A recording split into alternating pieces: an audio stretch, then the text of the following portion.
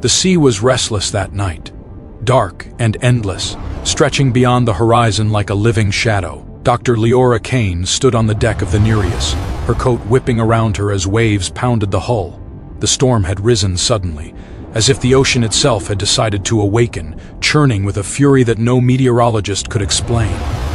Lightning split the sky, illuminating the heaving waters, and Leora felt a shiver that had nothing to do with the cold. "Mara, hold on to the railing," Leora shouted, her voice almost lost in the roar of the wind. Her sister had insisted on helping secure the research equipment overboard, defiant even in the face of the storm. But the ocean moved with intelligence beyond human comprehension. One massive wave, black and curling, slammed against the side of the vessel. Leora reached for Mara, but the deck lurched, tossing her sister like a rag doll into the chaos. She hit the water with a scream that was swallowed instantly by the wind and the waves. "No, Mara!" Leora screamed, lunging toward the edge, but it was too late. The sea closed over her sister, and when the next lightning flash revealed the water again, Mara was gone. The storm dissipated almost as suddenly as it had appeared. The sky cleared, leaving a heavy silence broken only by the gentle slap of waves against the hull. The crew was frozen, disbelief and fear etched across their faces. No trace of Mara remained on the surface. No lifeboats, no floating debris, nothing. Then the instruments began to beep.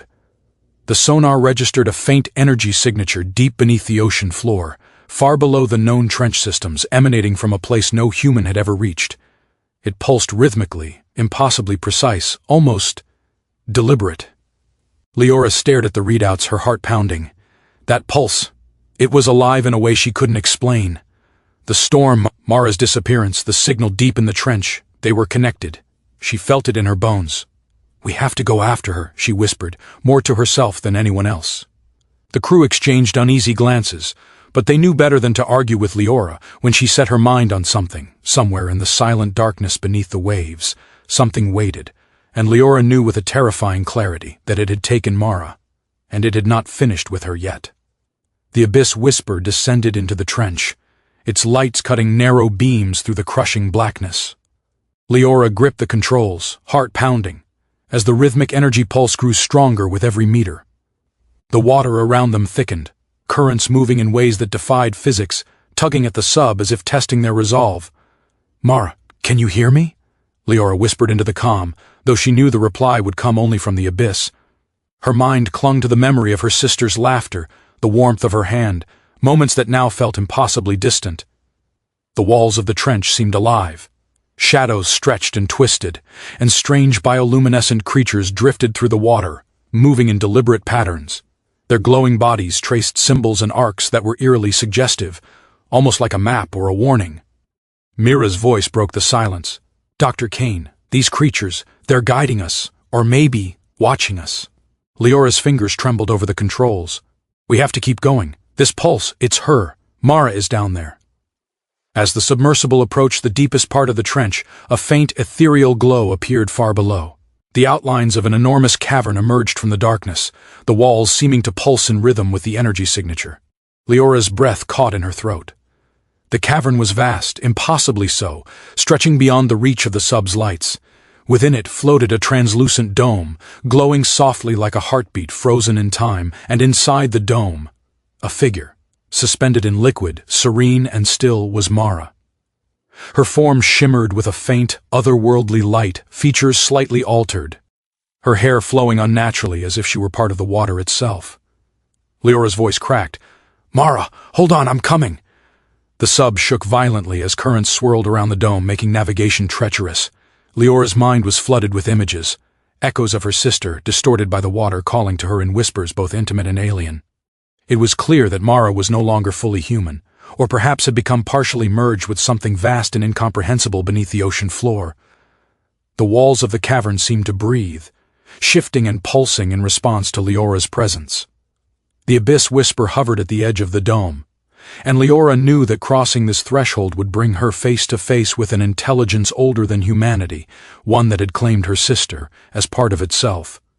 The abyss whisper hovered at the edge of the glowing dome, currents pressing against the hull like invisible fingers. Leora felt a pull in her chest, a tugging sensation that wasn't physical. It was as if the water itself were reaching into her mind. The rhythmic pulse intensified, and with it came whispers, faint and melodic, echoing directly in her thoughts. "Leora, come. We are waiting." She swallowed hard. Mara's voice, or what the ocean had made of it, called her from within the dome. Her sister's eyes, visible even through the shimmering liquid, seemed alive with consciousness and something beyond human comprehension. Leora's hand shook as she touched the controls. "I'm here, Mara. I'll bring you back." The cavern around them shifted subtly, walls bending and stretching in impossible ways. Bioluminescent creatures circled the dome, tracing glowing sigils that coalesced into shapes resembling human forms. They were memories, echoes of those who had vanished into the deep before, preserved within the consciousness of the ocean itself. Time became irrelevant. Minutes stretched into hours, and Leora felt herself glimpsing events she could never fully understand. Other researchers, other explorers, all drawn into this sentient abyss. Mira's voice came over the comm, strained. "Leora, the readings, something is merging with the sub, be careful." Leora realized with a chill that the entity wasn't just observing. They were communicating through thought, probing, testing the limits of her mind. Mara existed simultaneously in two realities, the human world and this intelligence beneath the waves. The sister she knew was still there, yet altered, entwined with something vast and incomprehensible. Desperation surged. Leora maneuvered the sub closer, her pulse matching the dome's glow. Every instinct screamed that crossing this threshold could either reunite her with Mara or consume them both. She reached out with the sub's manipulator arms, pushing against the shimmering liquid barrier. The entity responded instantly, and visions flooded Leora's mind, vast oceans stretching beyond Earth, minds connected in a consciousness older than humanity, and choices she could never have imagined. It was offering her a path, a place with Mara, united, but beyond the human world. Or the alternative, return to the surface, leaving her sister as part of something eternal and unknowable. Leora's breath caught. The ocean had become more than water. It was a portal, a mind, a prison, and a promise. To rescue Mara, she would have to step into a reality where humanity was no longer the measure of life. The pulse of the dome intensified, washing over the abyss whisper like a tidal wave of thought. Leora's mind swirled with images she couldn't fully comprehend. Oceans stretching beyond Earth, consciousnesses intertwined in patterns older than humanity, and Mara waiting suspended between the world she knew and something infinite. "Mara," Leora whispered, reaching toward the manipulator arm, though she knew it was a gesture as much for herself as for her sister. The water shimmered, almost breathing around the submersible, responding to her desire to con. To reclaim what the ocean had taken. The entity spoke, not in words, but in a resonance that vibrated through her very bones. "You can join, you can understand, be with her. Or leave, and she will remain as we are." Fear clawed at her. Joining meant losing herself, becoming something neither fully human nor fully ocean, an existence where she could never return. Yet to leave meant abandoning Mara, who was alive in a form she could barely recognize, a consciousness fused with the sentient depths. Leora's chest tightened. She could feel Mara's awareness calling to her, gentle but insistent, urging her to see beyond fear. "Mira," Leora whispered into the calm, voice trembling. I have to try. I have to reach her." The sub hovered at the threshold, the manipulator arms extended, touching the shimmering barrier. The water pulsed, rippling with intelligence, and Mara's form began to glow brighter, responding to the touch, the connection. Leora felt herself being pulled forward, not just physically but in mind and soul, toward a realm where human rules no longer applied. One final surge of thought came from the entity, decide. Love demands sacrifice.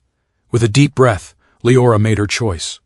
She merged consciousness with the pulse, reaching out to Mara, holding on to the human part of herself as the ocean enveloped them. Light and sound dissolved. She felt infinite currents, memories of lost explorers, and the overwhelming presence of the intelligence. But Mara's essence clung to hers, fragile yet real. Hours, or perhaps moments. Later, the abyss whisper breached the surface. The ocean was calm, indifferent.